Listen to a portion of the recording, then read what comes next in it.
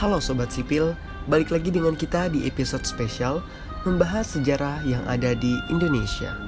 Di episode spesial kali ini, kita ingin membahas kronologi penculikan yang terjadi di malam kelam 30 September 1965 terhadap 6 jenderal dan 1 perwira tinggi TNI. Mulai dari informasi awal dan persiapan penculikan. Peristiwa Gerakan 30 September merupakan serangkaian kejadian yang komprehensif. Gerakan 30 September 1965 adalah peristiwa penculikan 6 jenderal dan 1 perwira yang dilakukan oleh sekelompok orang yang menyebut diri mereka Gerakan 30 September pada 1 Oktober 1965 dini hari. Pada pagi hari, sekitar pukul 3 waktu Indonesia Barat, tanggal 1 Oktober 1965, Komandan Satuan Tugas Satgas Pasopati, Letnan Dul Arif membentuk 7 pasukan dan Satgas Pasopati di Lubang Buaya untuk menculik ke-7 jenderal. Ke-7 regu penculik ini berangkat ke arah Menteng, salah satu daerah perumahan elit di Jakarta, tempat kediaman banyak pejabat pemerintahan. Kronologi penculikan Letjen Ahmad Yani. Pasukan yang akan menangkap Letjen Ahmad Yani telah berada di rumahnya di Jalan Lembang. Pemimpin regu Aisdan Letnan 1 Mukijan yang membawahi sekitar 1,5 kompi pasukan yang dibawa dengan 2 truk dan 2 bus. Mukijan kemudian membagi regu menjadi 3 kelompok. Kelompok pertama menjaga bagian belakang, kelompok kedua menjaga bagian depan rumah, dan kelompok 3 yang dipimpin langsung oleh Mukijan serta Sersan 2 Raswat masuk ke halaman utama dan masuk rumah. Mereka langsung berbincang-bincang dengan para pengawal Yani dan mengatakan bahwa ada pesan penting dari Presiden. Saat para pengawal lengah, mereka kemudian disekap dan senjatanya dilucuti. Saat Letjen Ahmad Yani muncul, Ruswat segera memberitahu bahwa Presiden Soekarno sangat membutuhkan Letjen Ahmad Yani sekarang juga. Yani kemudian meminta izin untuk mandi dan berganti pakaian, namun permintaannya ditolak. Ketika Yani meminta izin untuk berganti pakaian, hal ini juga ditolak. Letjen Yani geram dan memukul salah seorang di antara mereka. Yani kembali ke kamar dan langsung menutup pintu kaca. Saat itulah Raswat memerintahkan Sersan 2 Gijadi untuk menembak. 7 peluru menembus kaca dan akhirnya membunuh Yani. Jenazah Letjen Ahmad Yani kemudian diseret dengan posisi badan dan kepalanya berada di lantai. Kronologi penculikan Maijen MT Haryono. Kelompok Serka Bungkus yang terdiri dari 18 anggota Resimen Cakrabirawa setelah diberi tugas langsung meluncur ke lokasi.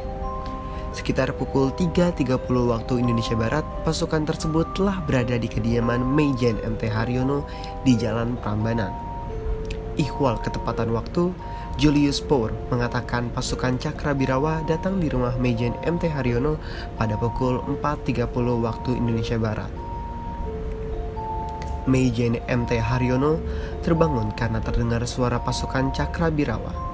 Sebelumnya, MT Haryono telah menyadari hal buruk akan terjadi pada dirinya. MT Haryono kemudian menyuruh istri dan anak-anaknya untuk segera pergi ke halaman belakang. Setelah sampai di kediaman, MT Haryono, pemimpin pasukan Sersan Bungkus dan Ton 1 Batalion 1 Resimen Cakrabirawa mengetuk pintu rumah. Setelah pintu diketuk, terdengar jawaban dari dalam kamar di rumah MT Haryono. "Kalau mau ketemu, besok pagi saja di kantor jam 8, kata MT Haryono. Saat itu juga Sersan Bungkus memutuskan langsung untuk mendobrak pintu depan. Kendati pintu didobrak, ruangan di dalam rumah gelap karena semua lampu dimatikan. Seketika sekelebat bayangan bergerak. Sersan Bungkus langsung menembakkan senjatanya ke arah sosok yang bergerak itu. Tak disangkanya, sosok itu adalah Maijen MT Haryono. Peluru bungkus seketika menewaskannya. Dilaporkan juga dari hasil autopsi jenazah MT Haryono bahwa terdapat luka tusukan senjata tajam. Jenazah MT Haryono kemudian dibawa oleh pasukan pimpinan Sersan Bungkus. Regu tim ini melempar jenazah ke dalam truk untuk dibawa ke lubang buaya.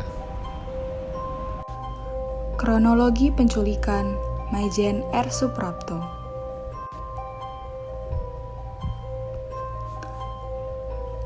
Pada 1 Oktober 1965, sekitar pukul 4 waktu Indonesia Barat, pasukan penculik sampai di rumah Maijen R. Suprapto.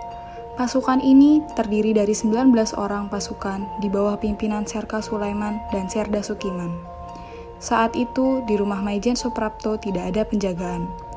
Regu penculik berangkat dengan sedikit personel menggunakan sebuah truk. Sebanyak 19 orang tersebut kemudian dibagi menjadi beberapa kelompok kecil yang berjaga di sekeliling rumah. Salah satu kelompok kecil yang dipimpin Sulaiman berusaha masuk ke dalam rumah. Maijen Suprapto yang kebetulan malam itu tidak bisa tidur akibat giginya baru saja dicabut, keluar rumah dengan hanya menggunakan sarung, sandal, dan kaos oblong. Kopral II Suparman menyambut Suprapto dan mengatakan bahwa Presiden ingin segera bertemu. Suprapto tidak diizinkan untuk berganti pakaian dan langsung saja dibawa ke dalam truk Toyota.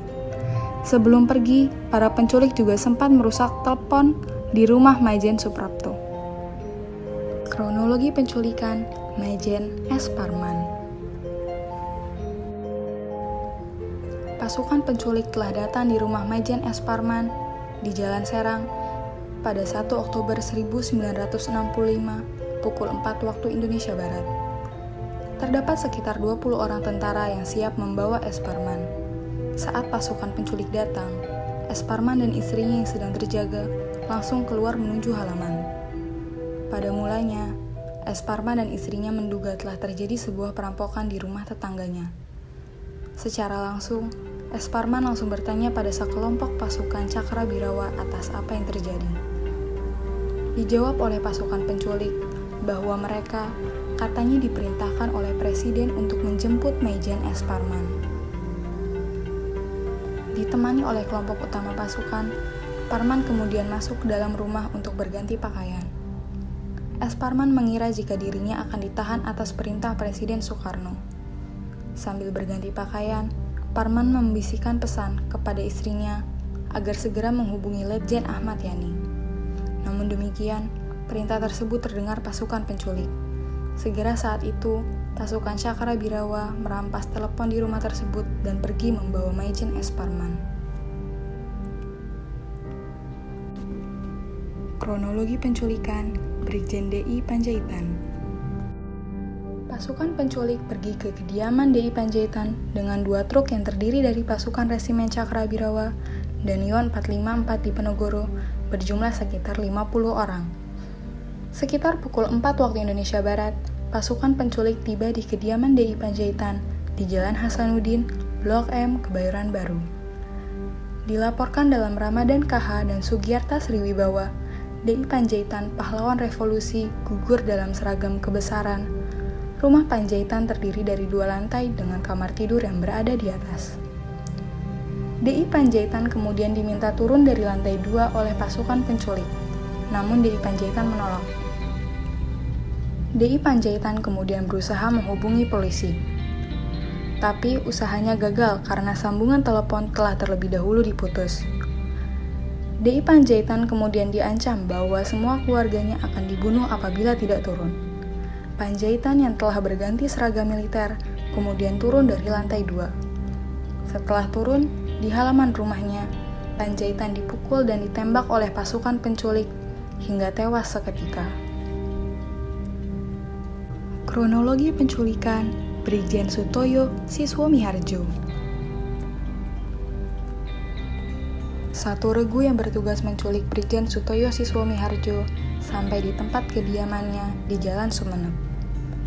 Sersan Mayor Surono ditugaskan untuk memimpin regu ini. Para penjaga sipil di jalan itu dilumpuhkan satu persatu. Regu yang dipimpin oleh Sersan Mayor Surono ini dibagi menjadi beberapa kelompok. Kelompok utama adalah kelompok yang bertugas memasuki rumah. Regu ini berhasil membujuk Brigjen Sutoyo untuk membuka pintu kamarnya dengan alasan menyampaikan surat dari Presiden Soekarno. Brigjen Sutoyo diringkus di kamarnya. Tangannya diikat, matanya ditutup, dan langsung dibawa ke dalam truk untuk kemudian dibawa ke lubang buaya. Kronologi penculikan Jenderal Abul Haris Nasution. Pasukan pimpinan Juhurup sampai di rumah Jenderal A.H. Nasution pada 1 Oktober 1965 sekitar pukul 4 waktu Indonesia Barat. Rumah A.H. Nasution berada di Jalan Teguh Umar, Menteng, Jakarta Pusat. Regu yang dipimpin seorang tentara dengan pangkat pembantu letnan 2 atau pelda ini memiliki kekuatan yang cukup besar. Sekitar 100 pasukan datang dengan 3 truk, 1 power wagon, dan sebuah gas. Nasution yang merasa terkepung kemudian melarikan diri dengan melompat pagar rumah ke pekarangan rumah Duta Besar Irak. Akibatnya, kaki Nasution sempat mengalami luka. Sementara itu, Letu Pierre Tendean yang telah keluar kamar dan membawa senjata jenis Gren segera ditangkap oleh pasukan penculik yang mengiranya adalah sosok Jenderal Nasution. Letu Pierre Tendean kemudian ikut diangkut ke lubang buaya.